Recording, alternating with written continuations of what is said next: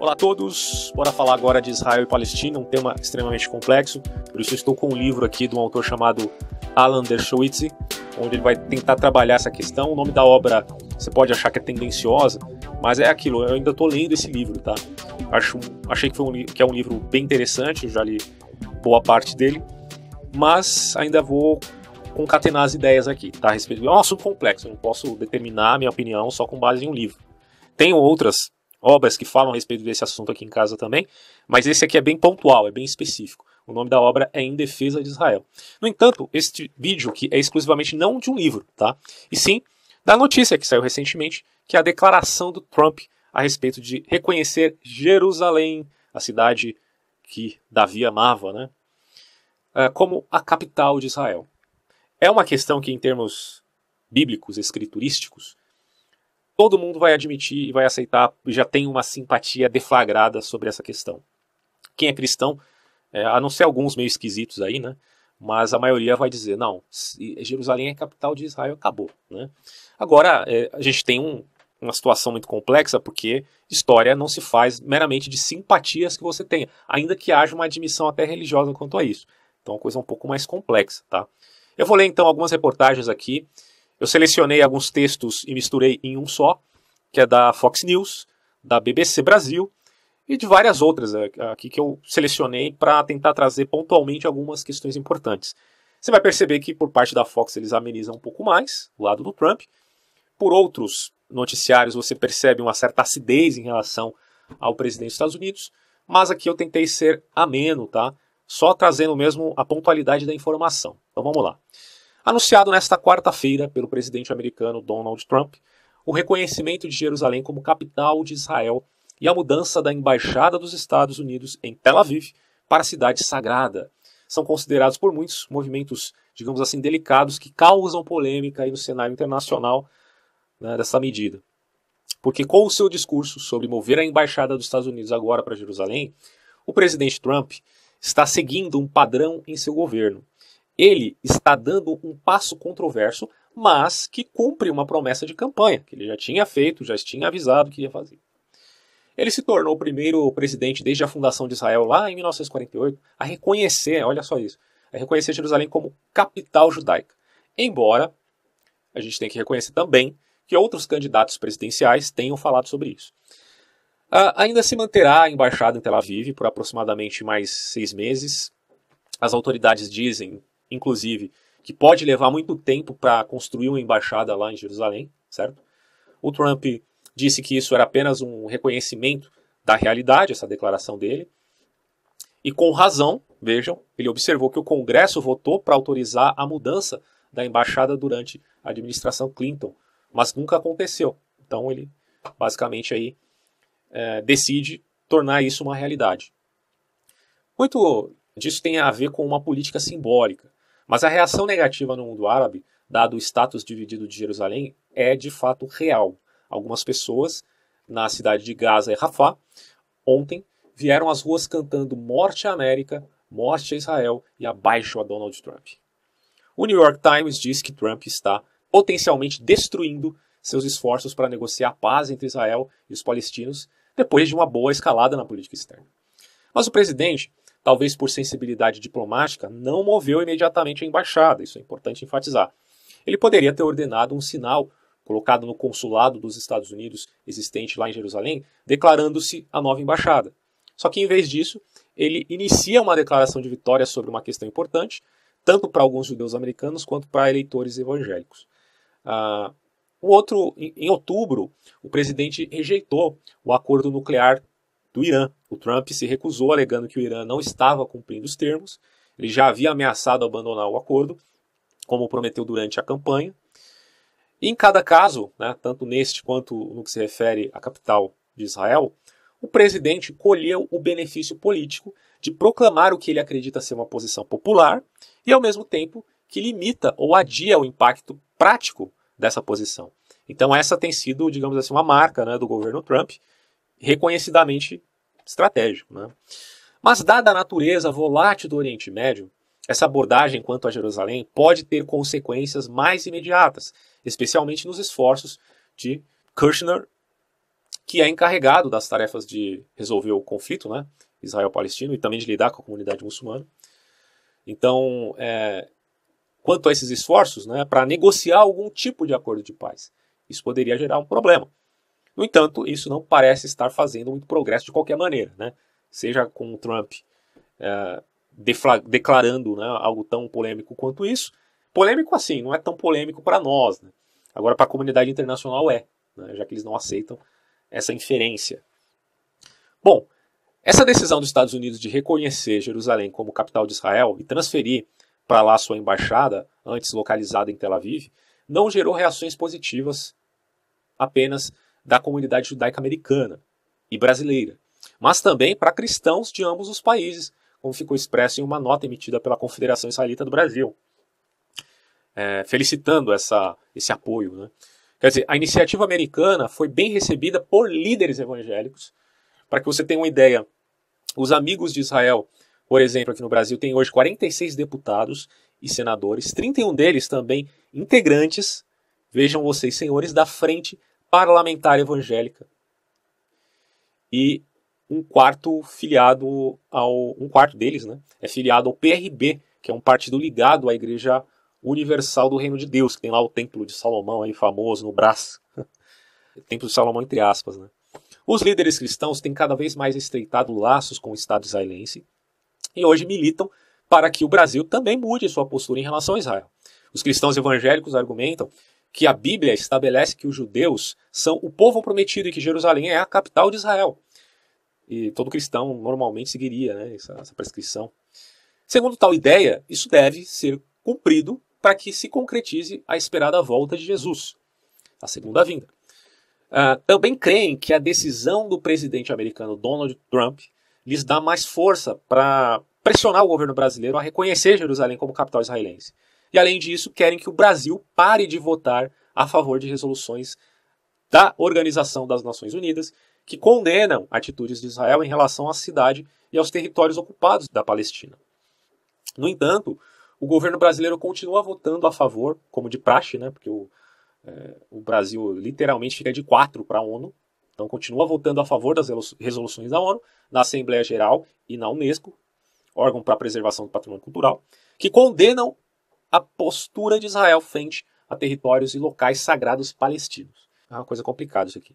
Fato é que em 1948, após a Guerra Árabe-Israelense, Jerusalém ela foi dividida com a parte ocidental sob o controle de Israel e a parte oriental controlada pela Jordânia, certo?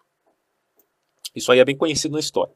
Porém, depois da Guerra dos 6 Dias, lá em 1967, que muitos judeus declaram que teve intervenção divina mesmo, né? Israel capturou, eles declaram, estou fazendo juízo de valor aqui. Israel capturou a parte oriental da cidade e desde então vem erguendo assentamentos ali. O controle de Jerusalém foi de grande importância para o povo judeu por causa do valor histórico e religioso, já que a cidade foi judaica há cerca de 2000 anos atrás, quando os romanos expulsaram os judeus, né, tida como a segunda diáspora, a famosa segunda diáspora.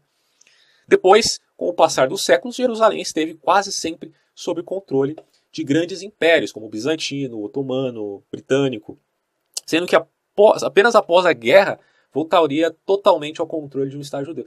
Então, vocês imaginam que coisa grandiosa é um povo ter sido separado de sua terra depois de 2000 anos voltarem para este lugar.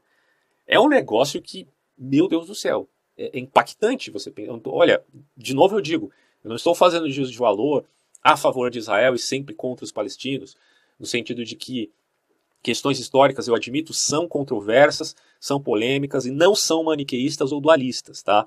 Então eu entendo isso.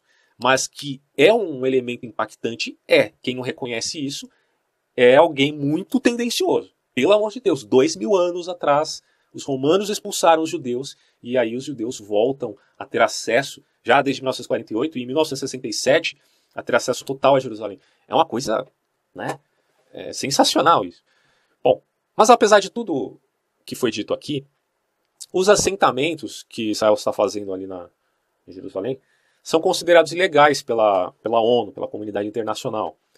Posição, vejam, que é contestada, claro, pelo governo israelense. Os palestinos, por sua vez, reivindicam que Jerusalém Oriental é a capital palestina E esse pleito faz parte das tratativas de acordo de paz para tentar criar um Estado palestino ao lado de Israel. Enquanto o Papa Francisco e diversos países como França, Alemanha, Reino Unido, Turquia e China criticam, e criticaram, na verdade, a decisão americana de reconhecer Jerusalém como capital de Israel, o governo brasileiro não emitiu qualquer declaração até a presente data. Talvez já tenha declarado depois da postagem desse vídeo, mas não sei. Bom, embora algumas lideranças evangélicas não notem mudanças na postura do governo brasileiro em relação a Israel, criticando isso, né, já que eles são a favor de Israel e o Brasil tem uma postura sempre a favor da ONU, a BBC Brasil apurou que desde que Michel Temer assumiu a presidência e deu o comando do Itamaraty, o Itamaraty, para quem não sabe, é o Ministério das Relações Exteriores, e o Michel Temer deu esse ministério ao Aloysio Nunes, que é do PSDB, tá? E aí a BBC Brasil aqui diz, né, é a responsabilidade deles, que o governo brasileiro tem pressionado os países árabes, os propositores dessas resoluções na ONU, né, a mudar sua redação, a mudar o seu texto. Um dos pontos polêmicos é uma resolução apresentada semestralmente, sempre em abril e outubro, na Unesco, criticando Israel por restringir o acesso de muçulmanos a um local sagrado em Jerusalém, conhecido por judeus como Monte do Templo, e por muçulmanos como o Al-Aqsa Haram al-Sharif. Não sei se eu pronunciei certo, mas enfim. Uma das reclamações dos críticos dessa resolução, que vem sendo aprovada pela maioria dos países, inclusive o Brasil, né, há anos, é o fato de que ela se refere ao local apenas pela denominação árabe. Certo? Então há uma certa tendenciosidade aí por parte do Brasil quanto a isso, e aí os críticos, que são uma maioria da ala evangélica, deflagram essa postura.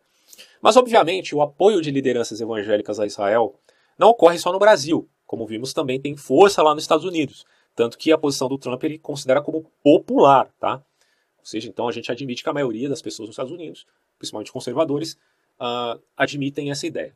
Apesar disso, especialistas na relação Brasil-Israel dizem ser muito improvável que a pressão de lideranças evangélicas resulte na transferência da embaixada brasileira, não americana, tá, que já vai acontecer, mas no caso dos brasileiros, para Jerusalém. Tá? Isso os chamados especialistas não admitem.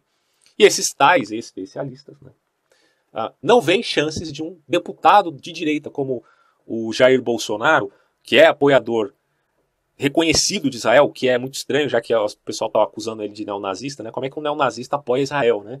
Vai saber, mas enfim. Eles acham difícil que o Bolsonaro consiga ser eleito presidente em 2018. Mas achismo, bom, se a gente considerar o achismo referente ao Trump, podem achar à vontade, né? Porque o resultado concreto só vai vir mesmo em 2018. Alguns argumentam que há uma certa desconfiança por parte dos israelenses sobre qual será o preço cobrado por Trump por uma iniciativa tão forte, como talvez uma pressão maior que o Estado israelense ceda nas negociações de paz com os palestinos, né? Então, supõe-se que há desconfiança dos próprios judeus quanto a essa posição tão favorável a eles por parte do presidente Trump. Bom, no caso aqui do livro que eu citei logo no começo, do Alan Dershowitz, ele vai dizer o seguinte, que a premissa do livro dele é que uma solução de dois estados para as reivindicações palestinas e israelenses é ao mesmo tempo inevitável e desejável. Tá? A forma final precisa dessa resolução é naturalmente objeto de muita disputa. Né? Como que vai fazer isso? Como prova o fracasso das negociações anteriores, em 2000 e 2001, para alcançar uma solução aceitável para ambas as partes e pelas disputas em torno do mapa da estrada em 2003. Existem, na verdade, apenas 4 alternativas possíveis para um Estado judeu e um Estado palestino viverem em paz lado a lado. Só que a posição do livro é essa, 2 estados. E aí ele vai citar os outros, trabalhando sua ideia na obra. Agora, eu gostaria de ler, para finalizar esse vídeo, um artigo que é de um pessoal judaico, que eles vão deflagrar alguns dados históricos que eu achei interessante. No entanto, eu deixo um adendo aqui antes de ler este artigo.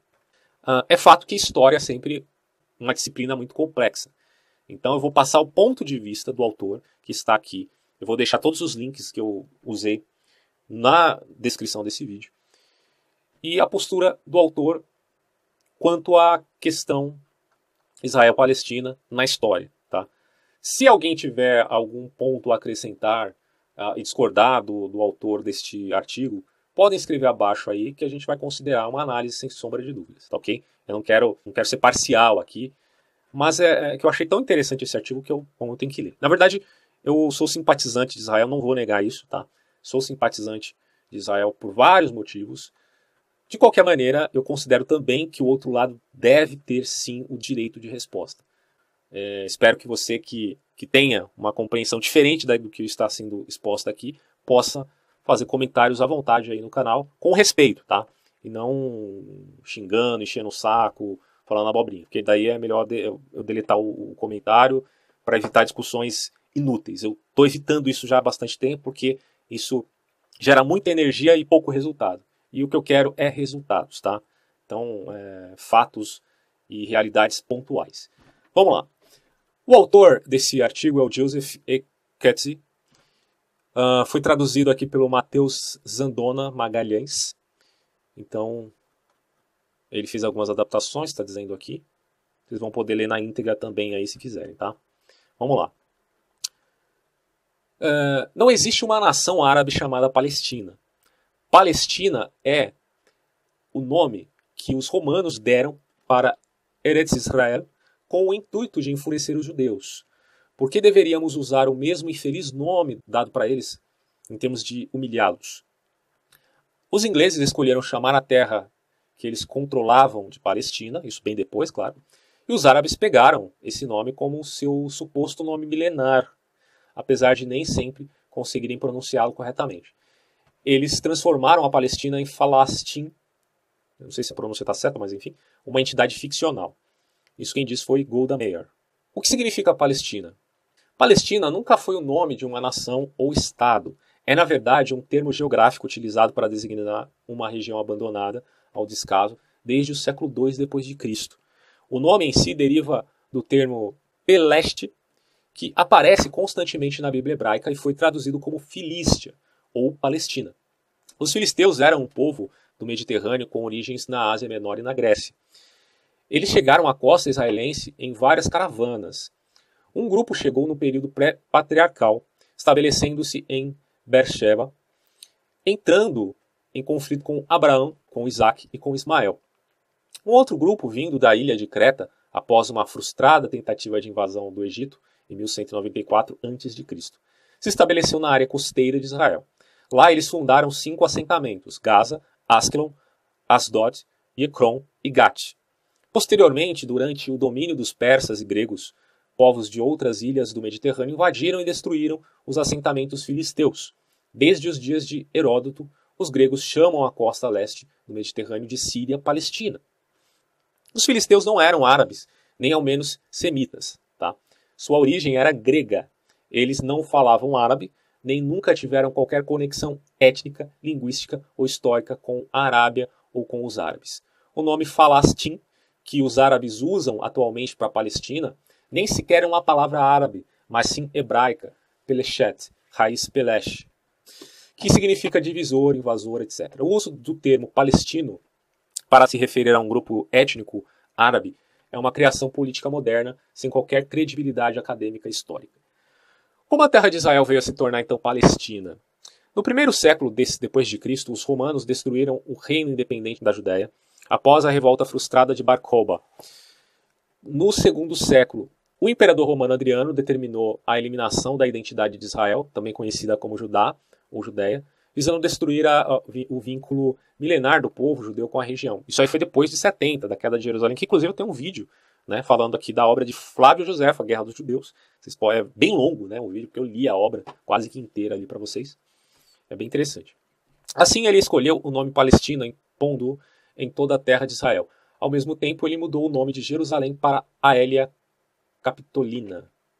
Os romanos mataram milhares de judeus e expulsaram ou venderam como escravos outras centenas de milhares. Muitos dos sobreviventes optaram por não abandonar a terra de Israel, e jamais houve um momento sequer na história da região sem que os judeus e comunidades judaicas estivessem presentes, apesar das condições serem extremamente precárias e perigosas. Milhares de anos antes dos romanos criarem o termo Palestina, a região era conhecida como Canaã. Os cananitas possuíam muitas cidades-estados, às vezes independentes, às vezes vassalos de reis egípcios e hititas. Os cananitas nunca se uniram para formar um estado. E após o êxodo do Egito, provavelmente no século XV ou século 13 a.C., os filhos de Israel se estabeleceram na terra de Canaã e ali formaram primeiramente uma confederação tribal e depois os reinos de Israel e Judá. Desde os primórdios da história até os dias atuais, Israel, Judá ou Judéia, foi a única entidade independente e soberana que existiu ao oeste do Rio Jordão nos dias bíblicos. Amon, Moabe e Edom, bem como Israel, possuíram territórios ao leste do Jordão, mas estes desapareceram na antiguidade, e nenhuma outra nação reivindicou a região, né? Até os britânicos criaram o termo Transjordânia lá nos anos 20. Mas após a conquista romana da Judéia, a Palestina, entre aspas, se tornou uma província do Império Romano e posteriormente do Império Cristão Bizantino. Brevemente, também foi conquistada pelo Império Zoroástrico Persa. Em 638 d.C., um califa árabe muçulmano tomou a Palestina das mãos dos bizantinos e anexou o Império Árabe Muçulmano. Os árabes, que não tinham nem sequer um nome em árabe para a região, adoraram o nome dado pelos romanos, pronunciando-o como Falastina, ao invés de Palestina. Na língua árabe não há o som de P. Interessante. Bom, durante esse período árabe, grande parte da população da região, composta por uma mistura de povos e tribos nômades de várias regiões ao redor, foi forçada a converter-se ao islamismo. Eles eram governados por um califa que reinava de sua capital, primeiramente em Damasco e depois em Bagdá. A região da Palestina nunca se tornou uma nação ou estado independente, nem desenvolveu uma cultura ou sociedade distinta, diga-se de passagem. E em 1099, cruzados cristãos da Europa conquistaram a Palestina, Filistina, né? Após 1099, nunca a região esteve novamente sob domínio árabe. O reino estabelecido posteriormente pelos cruzados europeus era politicamente independente, mas nunca desenvolveu uma identidade nacional, servindo apenas como um posto militar da Europa cristã por menos de 100 anos. Após esse período, a Palestina foi anexada à Síria como uma província mameluca, etnicamente um povo fruto de uma mistura, né, entre guerreiros e escravos, cujo centro político encontrava-se no Egito, e posteriormente anexada ao Império Turco-Otomano, cuja capital encontrava-se em Istambul. Bom, vamos falar um pouquinho agora sobre a promessa do lar judaico nacional. Viajantes do Ocidente à região da Palestina deixaram registros do que viram no local. O tema presente em todos os relatos é descaso. Vejam alguns testemunhos, e essa parte que eu achei bem interessante. Olha só. A terra está desolada, vazia, negligenciada, abandonada, destinada a ruínas. Não há nada lá em Jerusalém para ser visto, a não ser poucos vestígios da antiga muralha que ainda permanece. Todo o resto está coberto por musgo e mato. Isso aqui é um testemunho de um peregrino inglês em 1590. Certo? Agora, um cônsul britânico em 1857. A região está em situação deplorável, sem habitantes, sua maior necessidade são pessoas. Isso em 1857. Um outro testemunho aqui de Mark Twain, em 1867. Olha só. Não há sequer uma vila. Isso aqui foi 10 anos depois do outro. Não há sequer uma vila em toda a extensão do vale chamado Jezreel, nem mesmo em um raio de 50 quilômetros. Viajamos quilômetros sem encontrar uma alma sequer. Nazaré está abandonada. Jericó é uma ruína que se desfaz. Belém e Betânia, na sua pobreza e humilhação, não é desejada por qualquer criação. Um país desolado, cujo solo é bastante rico, mas é dado inteiramente a ervas inúteis. Uma expansão silenciosa, pesarosa, uma desolação. Nunca vimos um ser humano durante todo o caminho. A Palestina encontra-se vestida em pano de saco e cinzas. Forte isso, né? Bom, a restauração da terra desolada e não desejada, diante dos testemunhos que acabamos de ler aqui, começou na segunda metade do século XIX. A segunda metade, gente. Com os primeiros pioneiros judeus. Bom, se algum historiador quiser questionar isso, como eu falei, eu estou lendo um artigo baseado na fonte do autor. O trabalho realizado por estes pioneiros criou novas e melhores condições e oportunidades, o que acabou por atrair outros imigrantes de várias partes do Oriente Médio, tanto árabes quanto outros. A declaração de 1917, confirmada pela Liga ou Sociedade das Nações, comprometeu o governo britânico aos princípios que o governo de Vossa Majestade vê com favor o estabelecimento na Palestina de um lar nacional judaico e fará uso de seus melhores recursos para facilitar a materialização deste objeto.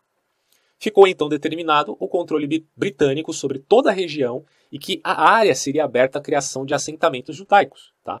Também determinou-se que os direitos de todos os seus habitantes, já residentes na região, seriam preservados e protegidos. O mandato britânico na Palestina originalmente incluía tudo o que é hoje a Jordânia, bem como o que hoje é Israel e os territórios entre eles. No entanto, quando o protege britânico foi forçado a abandonar seu domínio hashimaíta na Arábia, os britânicos criaram para ele uma região alternativa para seu reino, localizada ao leste do Rio Jordão. Não havia nenhum nome árabe para a região. Assim, os ingleses a chamaram de Além do Jordão ou Transjordânia, posteriormente apenas Jordânia. Com essa manobra política que violava todas as regras estipuladas pela Declaração Balfour e pelo mandato britânico, os ingleses retiraram 75% da região destinada a ser o lar dos judeus, como havia declarado a rainha. Então foi 75%, quase tudo. E não foi permitido que nenhum judeu habitasse na região da Transjordânia. Menos de 25% permaneceu da Palestina original do mandato britânico, destinado ao assentamento judaicos prometidos pelos ingleses. Além disso, eles restringiram a imigração judaica na região e impuseram restrições quanto ao local onde os judeus poderiam trabalhar, viver, construir ou mesmo plantar, enfim. Na verdade, as regiões mais deploráveis da então Palestina britânica foram destinadas a quem? Aos judeus. Como os pântanos da Galileia, as regiões infestadas de malária em Tel Aviv, por aí vai. Somente após 1967, Israel finalmente conseguiu habitar em alguma das regiões prometidas pelos britânicos aos judeus. Apesar dos britânicos constantemente declararem como ilegais os assentamentos judaicos durante o mandato britânico, foram eles mesmos que agiram contrariamente à lei ao expulsarem os judeus das regiões já declaradas como lar judaico nacional pela Liga das Nações e pela Rainha da Inglaterra. Mas então, quem são, afinal de contas, os palestinos? Eis a pergunta que não quer calar. Durante o mandato britânico, lá em Israel, 1920 a 1948, os ingleses se referiam à população judaica de Israel como palestinos. Tá? Termo, na verdade, criado pelos romanos, a gente já viu isso no início da era cristã, com o intuito de humilhar os judeus e tal. Uma vez que Palestina significa local dos filisteus.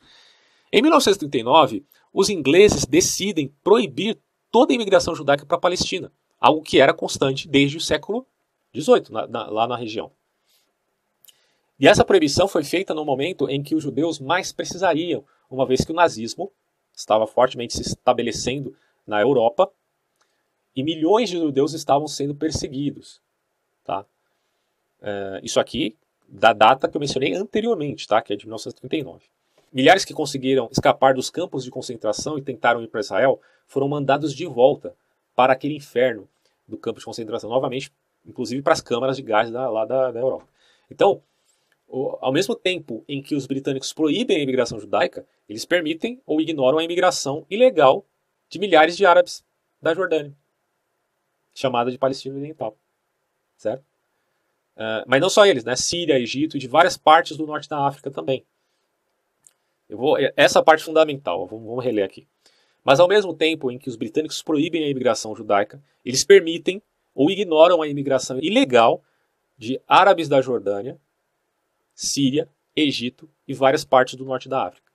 Em 1939, Winston Churchill declara que, longe de serem perseguidos, os árabes invadiram a região e se multiplicaram. Estatísticas exatas da população da região na época são problemáticas, mas sabe-se que em 1947 o número de árabes ao oeste do Jordão triplicou em comparação a 1900, já que em termos de crescimento populacional os árabes são experts. Né? O mito atual é que estes árabes há muitos séculos já estavam estabelecidos na Palestina, e aí que está a polêmica do artigo aqui. Né? Até que vieram os judeus e os desalojaram lá em 1948. Mas, na verdade, a imigração recente de árabes para a Palestina foi que desalojou os judeus. O aumento massivo de população árabe na região é comprovado pela lei criada pela ONU em 1947, que diz: qualquer árabe que tenha habitado na Palestina por pelo menos 2 anos, mas que deixou a região em 1948, é considerado um refugiado palestino. E esta é a origem dos famosos refugiados palestinos. Cara, isso aqui é muito polêmico, né? Por isso que eu falei, né? Algum outro dado histórico para contestar isso? Bom, se não tiver, isso aqui é bem interessante, né? Para a discussão. Mas enfim. As estatísticas sobre a população judaica e árabe na região raramente levam em consideração como surgiram tais proporções. Um dos fatores foi a política inglesa de manter os judeus fora ao mesmo tempo em que traziam os árabes. Outro fator foi a violência utilizada para matar ou expulsar até mesmo judeus que já estavam há muito tempo estabelecidos na região. Por exemplo, a conexão judaica com a cidade de Hebrom data dos dias de Abraão. E, na verdade, sempre existiu lá uma comunidade judaica desde os dias de Josué, antes mesmo do rei Davi torná-la capital. Mas em 1929, uma revolta armada de árabes matou e expulsou quase toda a comunidade judaica de Hebrom. Outro exemplo é que em 1948 a Transjordânia passou a ocupar quase todo o território da Judéia e Samaria, os quais eles chamavam de Cisjordânia, bem como a parte oriental de Jerusalém e a cidade antiga, o que foi feito com os milhares de judeus que já habitavam. E aí a pergunta fica, né? O que foi feito com esses milhares de judeus que habitavam lá na região? Eles foram literalmente assassinados ou expulsos. Bom, para finalizar, o que seria da Palestina após o mandato britânico? Essa questão foi levantada por vários líderes britânicos e também mundiais, culminando com a decisão da ONU em 1947, durante as várias deliberações oficiais. Representantes e escritores árabes expressaram sua visão sobre a Palestina, e aí você tem aqui algumas referências interessantes. Por exemplo, uma que diz assim: não existe um país chamado Palestina. Palestina é um termo que os sionistas inventaram. Nosso país foi, por séculos, parte da Síria. Palestina é estranha a nós. Foram os sionistas, termo como os árabes se referem aos judeus. Sionistas não tem nada a ver com os protocolos do sábio de Sião. Pelo amor de Deus, nem me venha com essa história aqui no meu canal, tá? Isso aqui, na verdade, tem a ver com o nacionalismo judeu.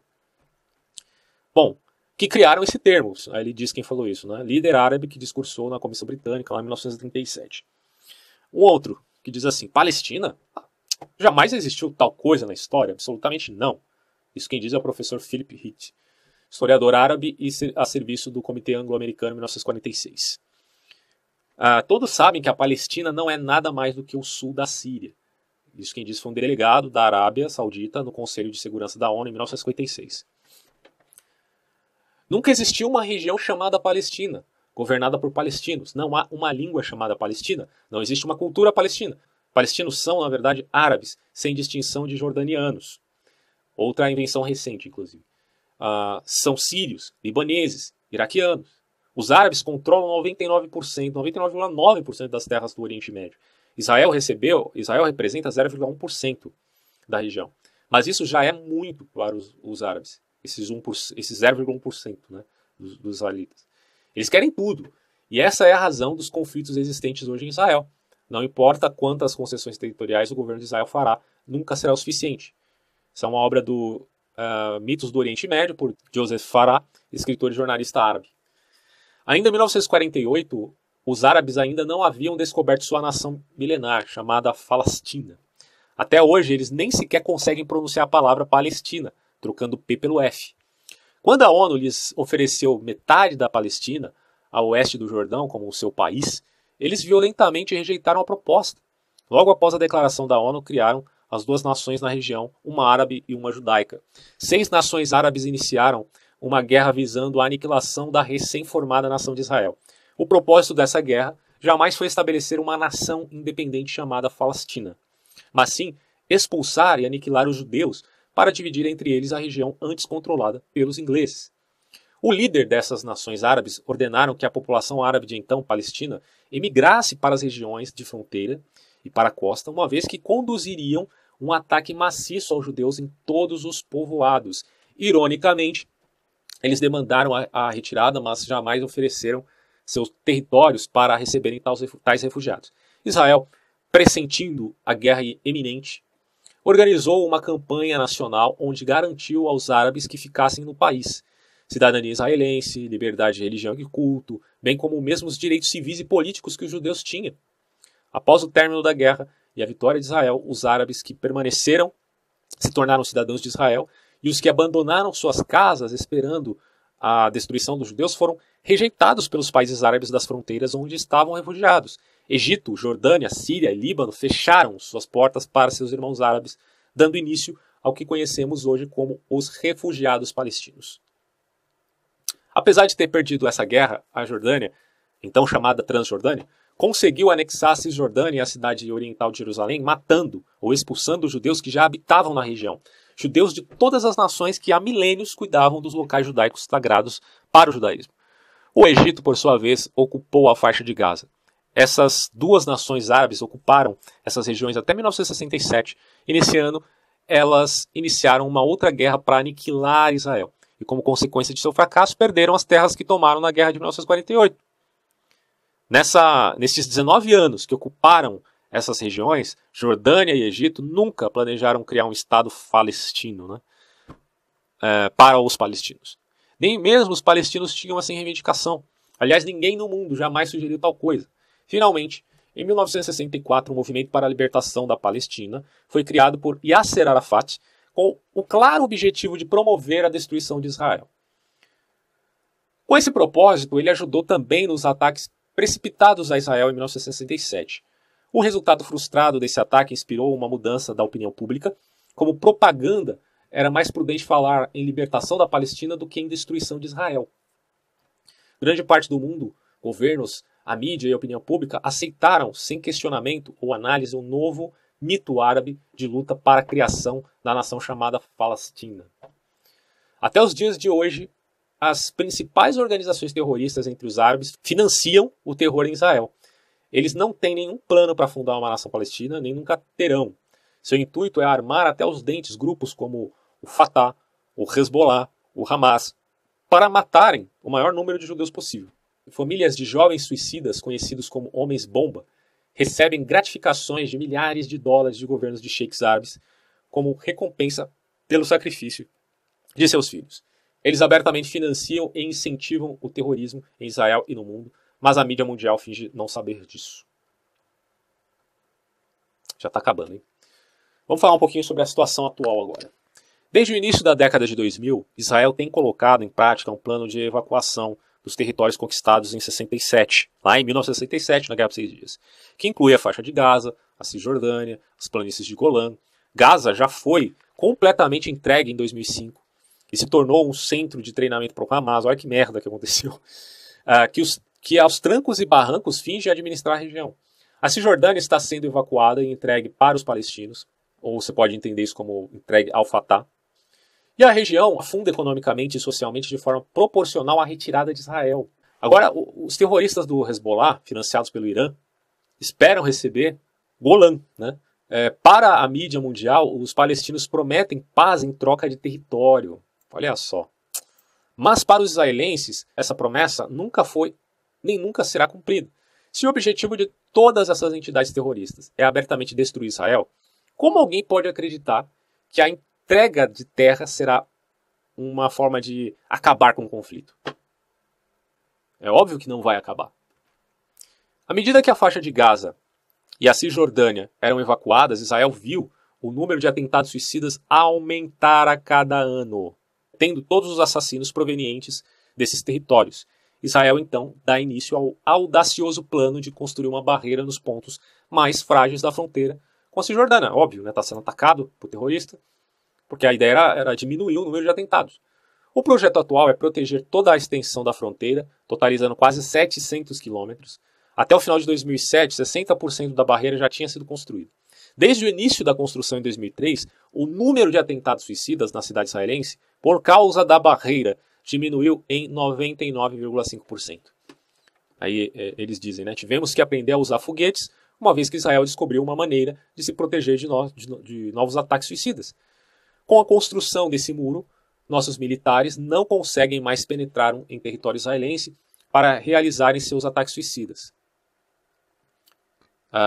Aí que está dizendo aqui é o Hamad Shalah, que é o líder da Jihad Islâmica Palestina, em entrevista ao jornal islâmico Al-Sharq.